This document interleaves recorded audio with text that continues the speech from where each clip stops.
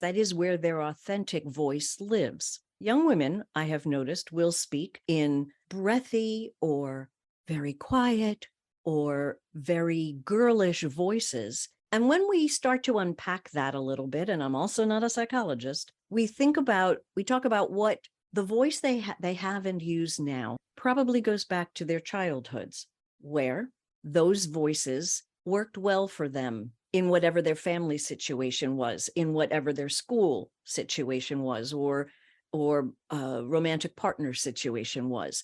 Did those voices get them what they want, get them what they need, get them through some very dysfunctional times? Did it attract more of the partner they thought they were looking for?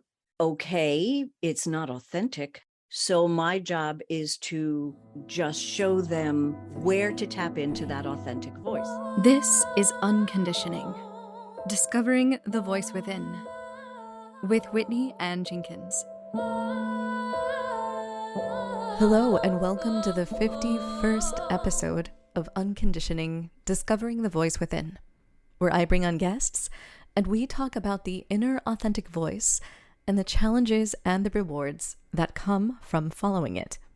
This week, I have with me Susan Murphy. Susan has been in the broadcast industry for over 40 years. She has been a radio news director, a TV news reporter, and weather girl, back when they called them that, a talk show host and producer for radio, a public television producer and on-air personality, and a voiceover artist. And now she is a broadcast voice coach. She helps her clients align with their authenticity within the constructs of the broadcast industry. And I had a really fantastic time talking with Susan about what it means to be authentic within the news industry. And I thought that releasing this episode now was pretty relevant when we have election season coming up. So I'm really excited to share Susan's wisdom and insight into the background of herself and her story, and shining a light on the intricacies of the voice itself and the alignment of that with speaking our truth. So here she is, Susan Murphy. Just so we can dig in a little deeper at the beginning, and I don't have Right. to be like, hey, Susan, tell me everything about you. Which I hate that as a first question, and but some people, that's what they want. And I just think that's a time waster. So whatever. Yeah. Good for you. Yes. Excellent. Okay, so you have a very extensive background in the broadcast world of news and television. And in order to get to where you are in your own voice, as well as helping others find their voice, you had to go through a lot in order to get there. So one of the first things that I like to discover is, when was the first time that you realized that you had an inner voice of your own? An inner voice of my own. Yeah. It would have had to have, that's a really great question, because I don't think that's one of those moments we necessarily pay attention to. But back when I was finishing up college in Philadelphia in the late 70s, working to get my first job, had gone to school for communications, and I was standing on the shoulders of that second wave, really, of women broadcasters like Barbara Walters, like Jane Pauley. And at that point in the late 70s, TV stations were eager to add more women to their ranks.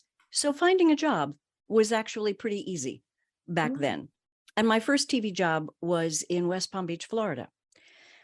And one of the things I guess I noticed, even when I went to put together that audition reel in college, is that because the business was primarily run and populated with men, I was certainly aware of having a voice that obviously couldn't match theirs, and I didn't want to mimic theirs.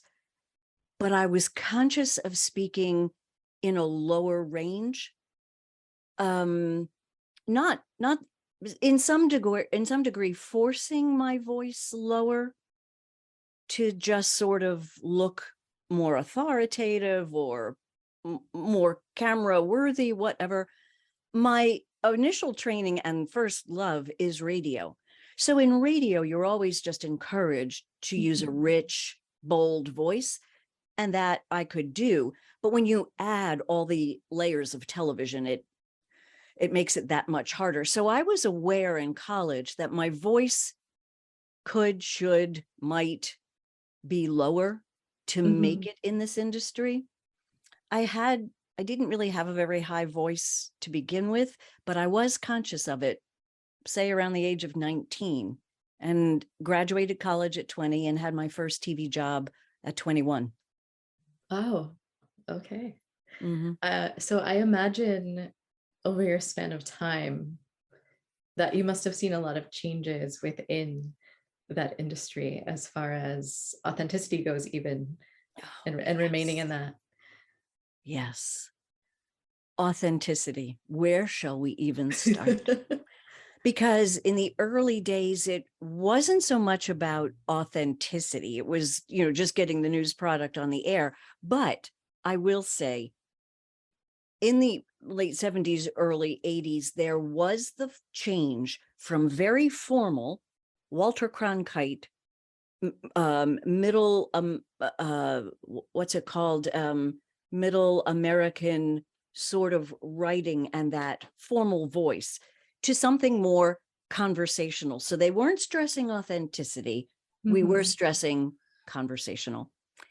So that sort of leads or can lead to authenticity when you take out formal words, when you write like you speak, which we are still continuing to do. And it's still what I show my clients, because it seems to be very hard for them coming out of high school and college, where academic writing is still so formal. It takes a while to learn to write how you speak. You'd think it was easy. It's not. So the authenticity piece really hasn't been a thing, I would say, until 9/11.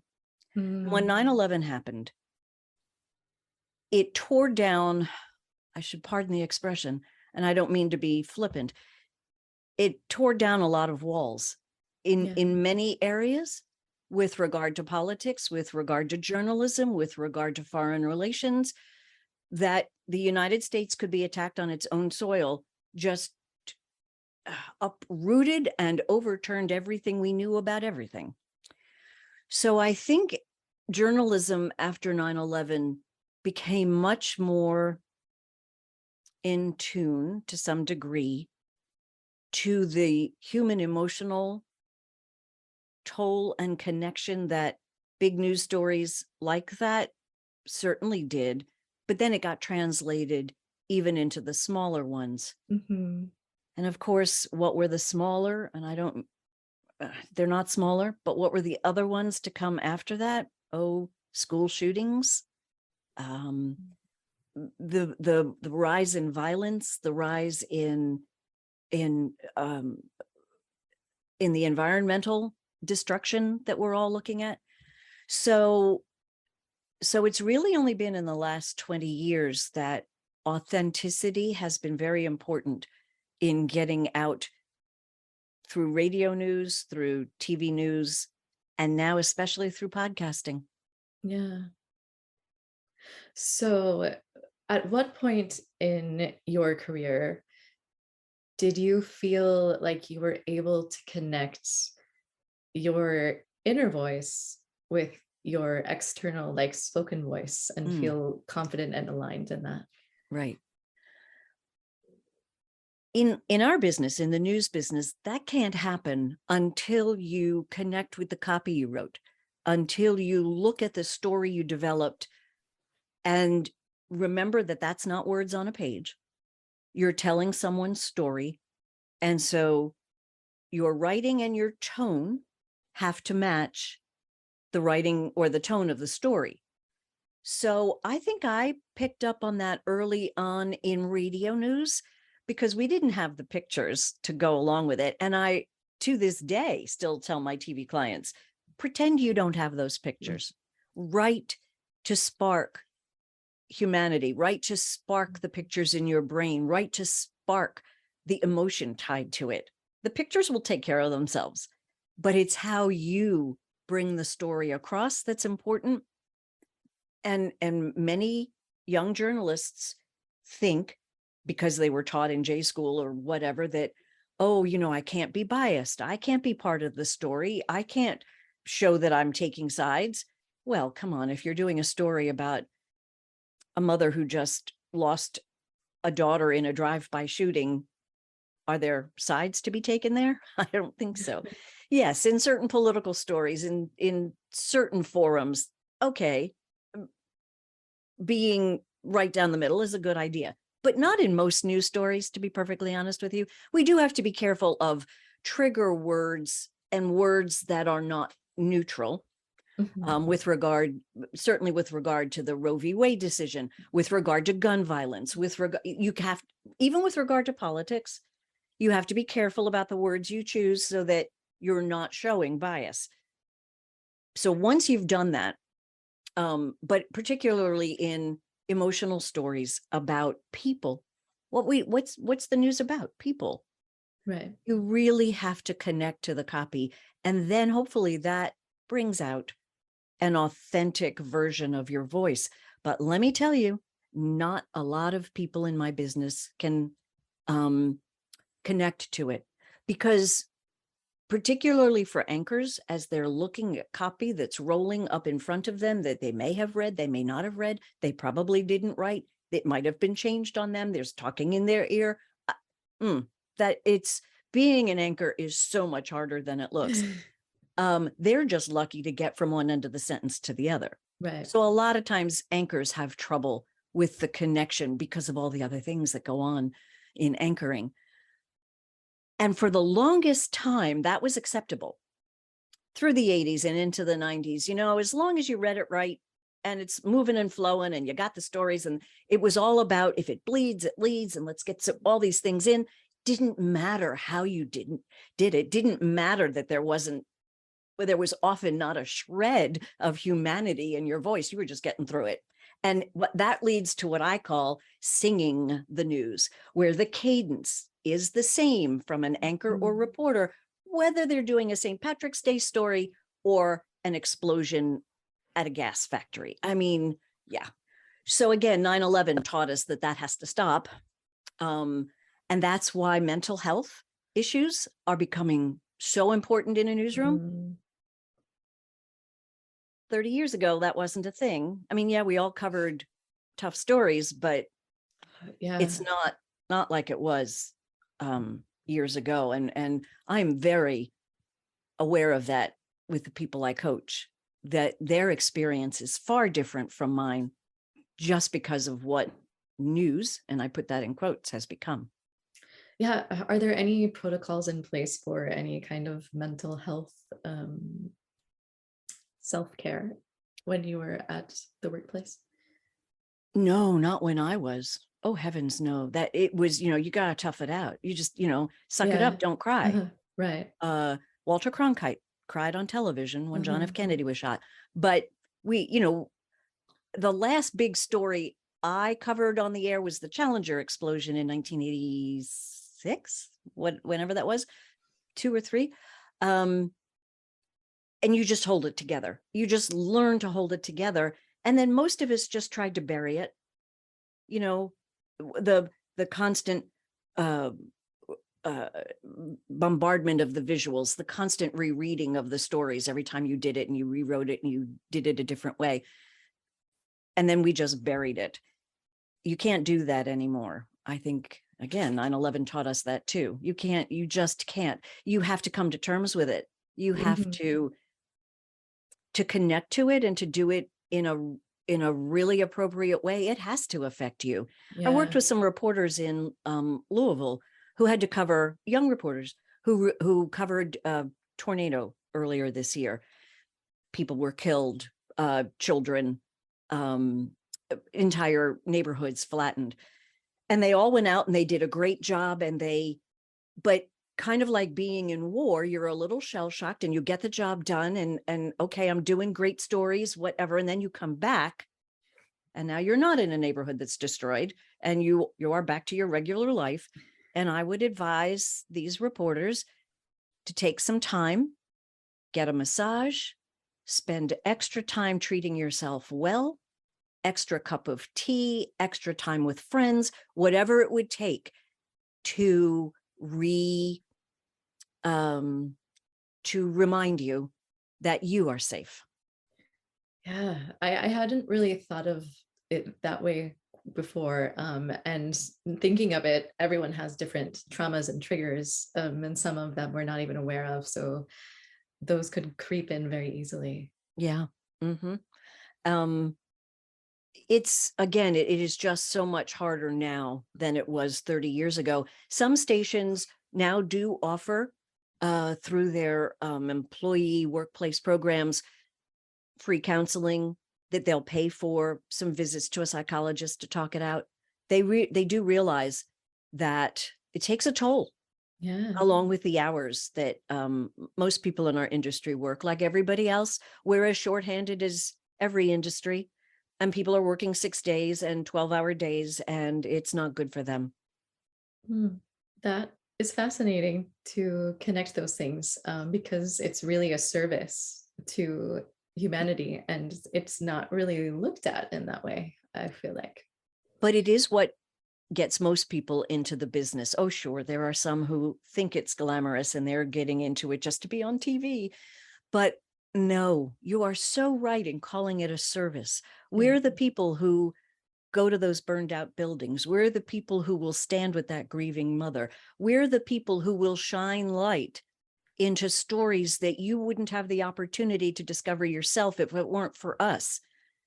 And a lot of people, I think most people in our industry do take that seriously. We are there to uncover what is both bad and good about humanity, to expose the stories that are hurtful or not pleasant to listen to, but need to be exposed. And that is a service. You are so correct. And adding on top of that, what is it like to navigate the narrative of the news, that is currently very present in our, I'm not sure how to say this in a way that is I know exactly what you're saying. What the news around us that is at the very least troubling and controversial and yes. divisive. Divisive is a Yes. fair word. There I we think go. we will I all think agree that's to a good divisive. word. Okay. Yes. It's hard. It's hard on many, many levels. Journalism is trying to do something that we've adopted as what's called solutions journalism, which is the easiest way to do it is we all lead with the murders and deaths every night. Okay, could we maybe, instead of just do murder after murder, could we talk about why there are so many murders? What we could do to make that statistic better? Mhm. So, and that goes not just for crime, but it goes for the environment, it goes for politics, goes for lots of different categories. And so we are trying to push the conversations forward to make these problems, it's our obligation, all of us, to try to be part of the solution. Mhm. And that's what journalists are trying to do. At one station, I don't remember where it was somewhere in the South months ago, maybe a year and a half ago now, when so many people objected to getting a COVID vaccine. What this TV station did was they asked for volunteers, their viewers, who were really hell-bent on not being vaccinated, got them into the TV studio with a panel of experts, medical, environmental, political experts about why the vaccine would be a good idea. And both sides were allowed to have a conversation. It was like a town hall meeting. It was filmed, and I think they did it in 2 pieces. And the objective was to find out, did any of these people change their minds after the conversations they could have one-on-one with doctors and scientists and politicians? I am sad to say I don't know the answer to that question. I did not follow up, but I thought, what a wonderful idea. Yeah. Wonderful idea. So these are the things we're now trying to I was listening to a podcast yesterday where a lot of people are comparing the moving of the migrants to New York City and up to Cape Cod to the reverse Freedom Riders stunts that happened in the 60s, where groups in the South bussed Black people into New York City. And one did up to Cape Cod, and these people were promised jobs, and they were bussed toward the Kennedy compound, and they were told that John Kennedy was going to come say hello to them. Well, do you think that happened? Of course not. So a lot of people were comparing the two as similar, and they are, except that, as one person pointed out, we now have alternative truths. Yeah. Everybody back then, at least, we all agreed to the same set of facts and truths. Now, that's not true. So that's the difference today, is that there are too many narratives, many of which are false, many of which are misleading, many of which are wrong. And how do we get everybody to at least agree to the same set of facts? I don't know, but we're working on it. And that goes back to authenticity. Yeah. Because to be able to do this, it's not just asking questions. It's thinking past the questions and trying to see the end and trying to see the outcome, and being mindful enough to maybe, okay, this isn't working, so let's change direction, even though we're in the middle of this project. That requires hard soul searching and thinking. Yeah, it to reminds be me. authentic. It reminds me a lot of, to compare it to research papers that grad students do. And like, these are just research papers that are sitting in a library, and they're not being implemented into society to change it or move it forward. So it seems to be an element that is missing from many aspects of this society. Good point. And I do sometimes think about people in academics who do this wonderful work, or these studies, or these experiments. And then, yes, some do move on, but probably the majority do not. And they are in dusty folders. And you wonder if maybe some of these solutions might already be in front of us. We just don't know where they are. But I do think about that, how academics need, when you say academe, that can have a pejorative Yes. notion to it. But I really do think at least they're thinking about it. At least they're pushing ahead with it. We need to get more involved. Just a little bit further. Yes, agreed. Yes. So, talking about implementing things, I want to talk about the voice itself more, because you do a lot of work with that with your clients, and implementing the on-air broadcast voice and finding the authenticity within that style. Exactly. That's what I do. There are two things to consider here. For many young women, they do not tap into what I consider to be their authentic voices. And so I don't have a degree in physiology or biology, but I know enough about the human body and how we're put together to show them how breath work and bringing up, a bold, beautiful voice from the bottom of their diaphragm can lead them to their authentic voice. That is where their authentic voice lives. Young women, I have noticed, will speak in breathy or very quiet or very girlish voices. And when we start to unpack that a little bit, and I'm also not a psychologist, we talk about what the voice they have and use now probably goes back to their childhoods, where those voices worked well for them in whatever their family situation was, in whatever their school situation was, or romantic partner situation was. Did those voices get them what they want, get them what they need, get them through some very dysfunctional times? Did it Did it attract more of the partner they thought they were looking for? Okay, it's not authentic. So my job is to just show them where to tap into that authentic voice. And I had one young reporter say to me, but I don't want you to change me. I still need to be me under all of that. I still need, yeah, I got that. We're good. It's still going to be you, but it's going to be a more authentic you speaking from the voice that the good Lord or nature gave you, that most people just don't tap into because of the way we breathe so shallowly.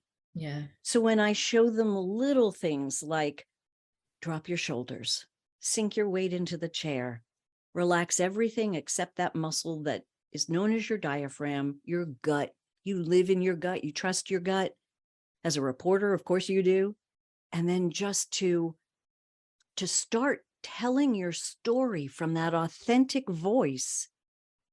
You won't sing it.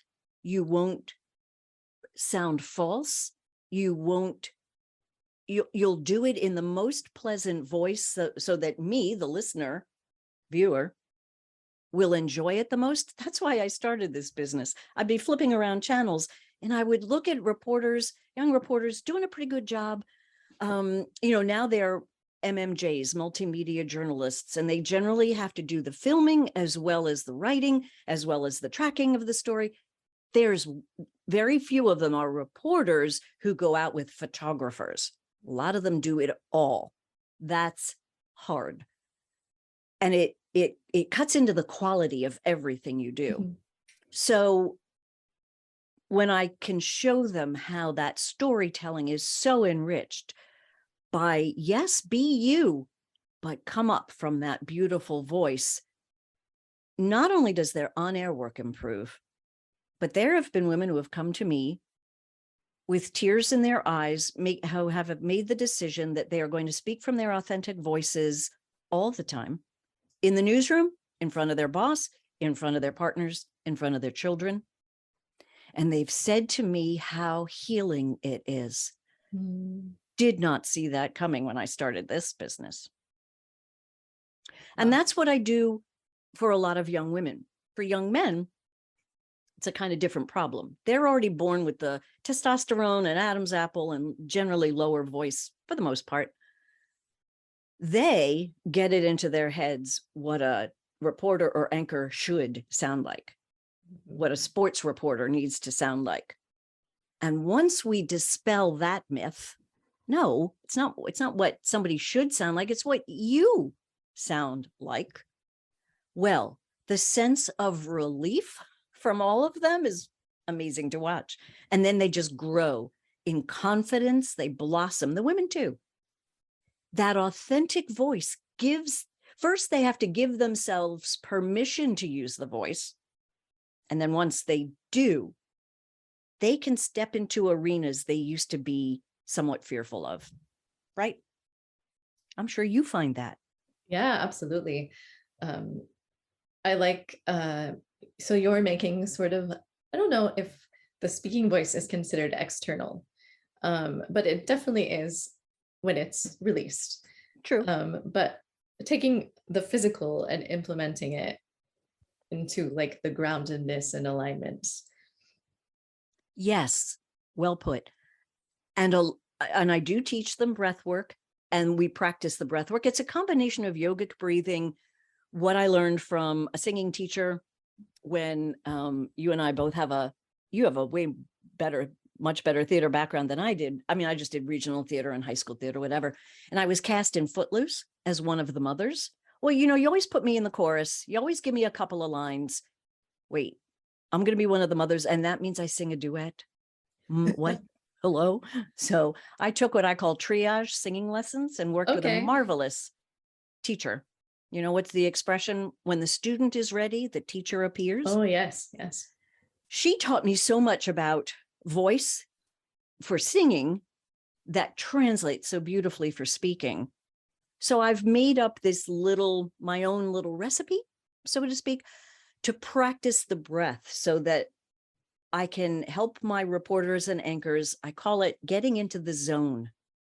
And when you practice the breath enough, a couple of weeks, it starts to come naturally because it's muscle memory, whatever. And they have said that yes, it takes way more time than they think. And yes, it does take practice. They all thought getting into TV was just, writing a story, holding a microphone, standing there and doing it. No, it's not quite like that. Yeah. So, yes, it's making sure that inside physiology attaches. I like to say, you live in your gut. You don't live in your head. You don't live in your heart. Those two organs certainly inform your gut, but you live in your gut. And by aligning the breath with that part of the body where your diaphragm is in your gut, it's life-changing. It really is.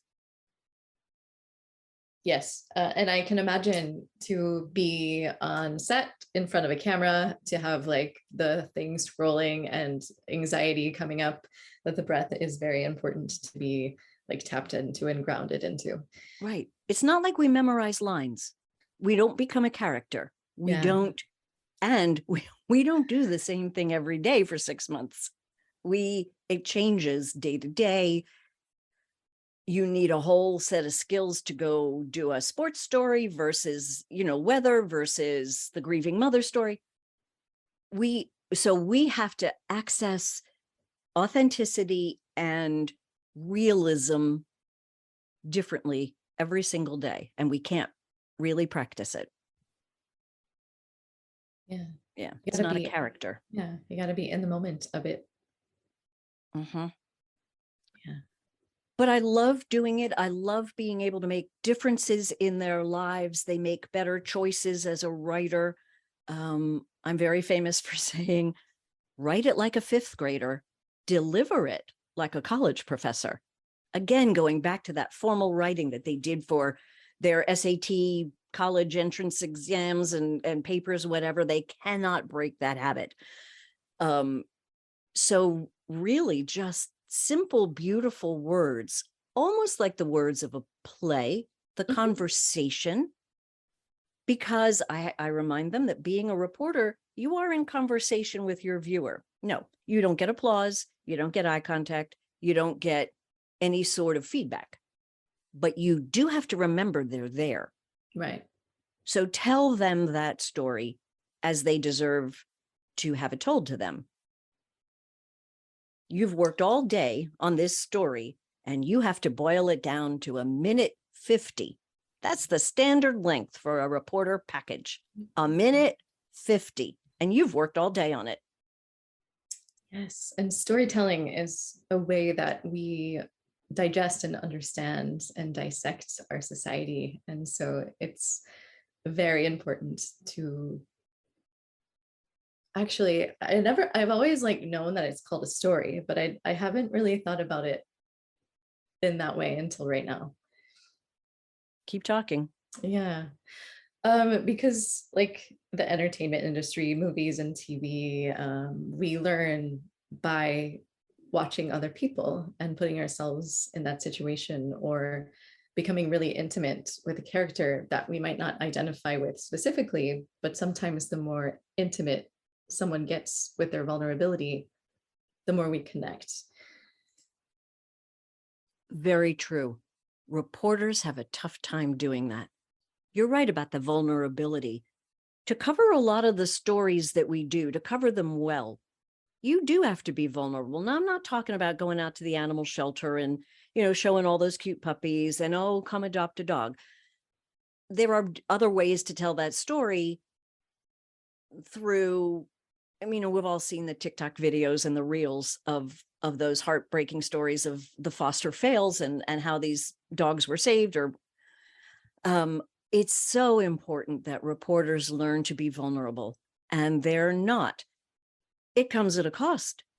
It comes at a cost, which goes back to the mental health. And we don't have to do it necessarily every day. If you get assigned to cover the city hall council meeting, most times there's not much more boring than that. Although that's not true necessarily anymore, because now it's okay to have tempers flare, and it's okay to let the F words fly, and it's okay to just get in people's face. I mean, where is civility? Civility no longer exists. And I think a lot of people do that at school board meetings and city hall council meetings because they know TV stations are there, and that's going to get like TV stations have actually, during the COVID crisis, and school boards were meeting, and masks and vaccines and mandates and blah, blah, blah. TV stations had to actually say, okay, we got to cut this out. This is ridiculous. We can't just be showing parents getting all upset at microphones once a week. I mean, it's right. no. Yeah, it's almost We're not helping anybody. a scripted news story created by Exactly. citizens. So that's very Exactly. Yep. Yeah. Yeah. So you do a lot of great work with your students, but I want to talk about you and your career for a little bit, because you, with your authentic voice, have found a great path of exploring a lot of different avenues with your voice. Yep. Including an artificial intelligence kind of thing. Yes. And so, speaking of authenticity, I'm interested to know how that experience was and how you feel about having your voice being artificially manufactured. I sometimes like to say that you can't shoot at a moving target. So my career has just been so jumbled up and a patchwork of things put together, and I have loved every single second. Let's go back to the early 90s when when computers learned we could answer a phone with a voice like mine that said, "Thank you for calling American Express. How can I help you today?" And then you would press 1, you'd press 2 to get your balance, blah, blah, blah. And of course, it's frustrating to people not to talk to a real person, but they figured that out in the 90s that we could do it this way. And I happened to work on Long Island, New York, near a company, one of the largest in the world, that did this kind of stuff. And it was just starting. And because I have this authentic, pleasant voice, I got hired for a lot of banks, airlines, prisons, small companies, large companies, to do this sort of thing. And I would be, you'd record different things, and then the computer would put little pieces together depending on what you pressed or what question you asked, when the technology allowed you to speak your answer and not just press the answer on the phone pad. That has now, of course, mostly disappeared. A lot of people either do it themselves or everybody does everything online. So that part of my job is a fraction of what it used to be. So I do voiceover work, and I do primarily narration work because that kind of suits my voice.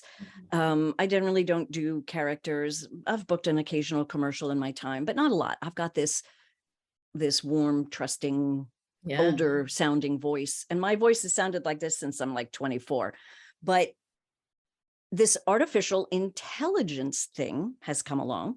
Now, for years, there has been text to speech, where you could type in a sentence and then a computer tried to put together using human voice. The good stuff always has to start with a human voice because of nuance that a computer will never catch. It does exist, Siri, and some of those voices are computer generated along with some human touch. The company that I decided to work for, Well Said Labs, which is, I believe, out in Seattle.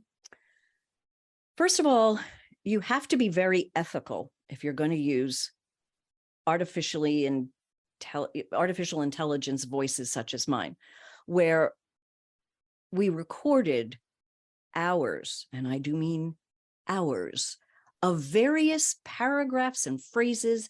Some was from the Bible, some was from Shakespeare, some was from academic papers. I mean, this conglomeration of stuff that was challenging to do because you couldn't pay attention necessarily to the subject matter. You were just trying to do the sentences in a way that was appropriate for that. Trickier than it sounds. And they named my character Vanessa, And she is a choice. In fact, they have, probably up to 30 now voices, male and female, young and old, all kinds of different accents, gender neutral, which is really very nice. I mean, that's, I'm glad that's getting its due, a gender neutral or a gay or, those voices, those types of voices and how they sound are being represented, which is great. So it's interesting to listen, and a client can go on the website and they can choose, oh, let me hear what Vanessa sounds like. So they can type in any sentence they want and I will say back whatever they typed. And interesting. And then we get paid by, I forget how they figure it out. My voice is not probably the most used on the site. I think they tend to go for the slightly younger sounding voices, but I'm good for e-learning. I'm good for certain explanatory things. So that's been a lot of fun, but it was important for me to work with a company that was ethical, that wasn't going to do weird stuff or sell my voice to nefarious companies. That's important. And that's the deep fake videos that they can do. Oh, yeah. I mean, again, you talk about alternative truths and how we're all supposed to know what's true. Scary stuff. But it's been and then once you do all the pieces, we did one little update where they wanted us to do certain like foreign words that we use in English language. And I'm trying to think like charcuterie and most of them were French, but words that do, and those they were going to take, not just bits and pieces of, but the words themselves. So that was kind of fun. Yeah, that is fascinating. So when you were listening back, how did that make you feel? Well, come on. How do you can answer this question? How does anybody feel when they listen to their voice back? Right. Nobody likes it. We all hate our own voices. Because I'll listen and oh gosh, and you never know what they pulled from in those hours of text I read. Oh, I wish I had done that. I wish this wasn't so truncated. I wish I had elongated that. Yeah. It's fascinating to hear your own voice back, but like with most people, I've been doing this for 40 years. It's never pleasant. Right. Although occasionally it's pleasant when you really nail something, but it's only occasionally. You know that. Yes, absolutely. So if people would like to work with you, if there's any like on-air broadcast people or TV people listening to this podcast, where can we send them so that they can, I would love to. I mean, my daughter says, Mom, you don't charge enough, but that's because a lot of people in our industry, certainly starting out, they don't make a lot. So I don't charge a lot. You can find me on LinkedIn, Susan Murphy, and then just type in voice coach because there are a bunch of Susan Murphys. Or I have a little company called Susan Murphy Vosot, VOSOT.com. And Vosot is broadcast shorthand for voiceover sound on tape, which is what a reporter, she takes the big package she did and she does a short version of it. And it's just a written version. And then the anchor reads it and they cover it with video. And that's called the Vosot, where it's part of a story that's covered with video. And now broadcast shorthand, Vosot. And I just thought that was clever. But who I've worked with ministers in the breath work and in how to remember that. Here's an important piece that I always have to tell reporters, and nobody ever talks about it. If you and I are having a conversation face to face, we watch each other's lips because lips fill in psychological gaps. It helps us to hear. Most of the time, a reporter might start a story on camera and then she finishes it and it's all covered up with other video. Now I cannot watch your video. I cannot watch your lips. So because I can't watch your lips, it's harder for me to hear you. So that's when I stress being bold and intentional in your delivery. knowing that I can't see your lips, me, the viewer. Ministers need to know that too. Professors, the back of the room can't see your lips. Back of the congregation can't see your lips. So there are things that I can teach literally anybody who speaks in front of audiences, but I do focus on people in the broadcast industry. So SusanMurphyVosat.com is where you can find me. Yeah, it seems like it would be beneficial to anyone, especially in the healing aspect of what you were talking about and connecting with authenticity. Right. And I know a lot of actors, like, you had Laurie Smith on not too long ago. Laurie does that, and you do it from the acting perspective. And then you have the Reiki component as well. And there you can really concentrate on the energy. Yeah. So I admire those of you who really pull together the whole mind body experience. I touch on it, but I can't do it as well as y'all can. Oh, I don't know. From what you've told me, I think you're doing a little better than you think. Maybe. And I am one of like 2 people I know of who do this. 2. Yeah. There's just not a broadcast voice coach. I don't care how you look. That's somebody else's problem. I only care how you sound. Well, thank you for your service. Thank you. I mean, that's very sweet of you to say. I do love doing it, to watch the next generation grow and become confident and better at what they do. That's truly the reward for me. And I thank you for doing what you do as well. These kinds of services are important for people, and most people don't even know they exist. They don't recognize how much change can come from it because they're scared of it, or they don't know it exists. Right. So I'm delighted to have spoken with you today. My goodness, the conversation went everywhere, and that's what I love about this. Yeah, it's been a pleasure. I feel like we could probably talk for a long We can do it months. again in a couple more months. I'm right here. Okay, perfect. So I have one last question that I like to ask my guests to sort of wrap it up. And that question is, if your inner voice had a billboard, what would it say to the world? Drop your shoulders and breathe.